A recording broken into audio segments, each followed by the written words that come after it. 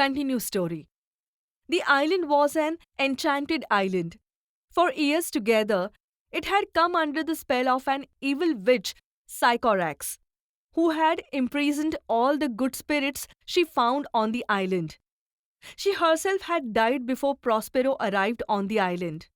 But the spirits remained trapped in their prisons, the trunks of the large trees on the island. Prospero was a great magician, for his life had been devoted to the study of magic. The power of his art enabled him to set free the imprisoned spirits, of whom Ariel was the chief. The spirits were so grateful to Prospero that they promised to be ever obedient to his will. In the woods nearby, Prospero found Caliban, a twisted, ugly monster. He was the son of Sycorax, the witch. Caliban became Prospero's servant. Apart from being hideous and horrible in appearance, he was also vicious and brutal in his habits. No matter how hard he tried, Prospero could not make him change his ways for the better. And so it was Ariel's job to see that he carried out his tasks properly. Time passed, and Miranda grew up to be a sweet and beautiful girl. The spirits of the island were loyal and faithful to Prospero, who ruled them wisely and well.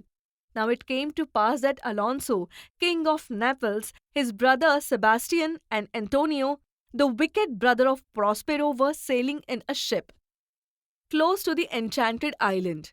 The ship was also carrying Prince Ferdinand of Naples and the old, loyal courtier Gonzalo. The entire party was returning after the marriage celebrations of their princes in a far-off kingdom. Knowing that his enemies were near his island, Prospero raised a great tempest with the power of his magic. The royal ship was turned and tossed on the stormy waves. It seemed as if it would sink any moment.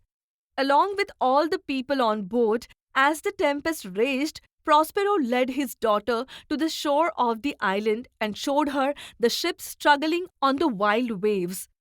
Miranda, a kind-hearted girl, begged her father to have pity on the people caught in the storm.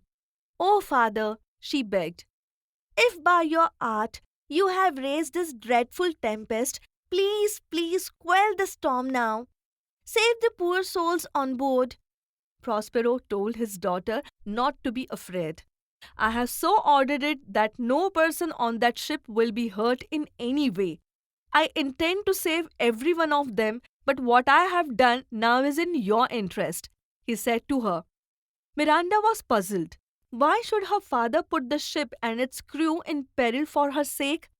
Then, for the first time, Prospero told her the story of their past life. He explained that he had caused the tempest in order to bring his enemies, Alonso and Sebastian, within his power. Having narrated this story, Prospero touched Miranda with his magic stick, and she fell fast asleep. Now Ariel appeared before him to give an account of the storm. He gave a lively story of the fears of the sailors, the anxiety of the lords, and how Prince Ferdinand, King Alonso's son, had leaped into the sea. His father and the rest of the royal party feared that he was dead. The prince, for his part, believed that his father and the other lords had gone down with the ship. In reality, Ariel informed Prospero the ship was safely anchored in one corner of the island. Ferdinand was all alone on the beach, and Alonso, Antonio, Gonzalo, and the others were wandering about on the island, not knowing where to go. "Ariel, my joyful spirit," said Prospero, "bring Ferdinand here at once, for my daughter must see him. Remember, master, I have served you joyfully all these years, and you promised me that you would set me free one day."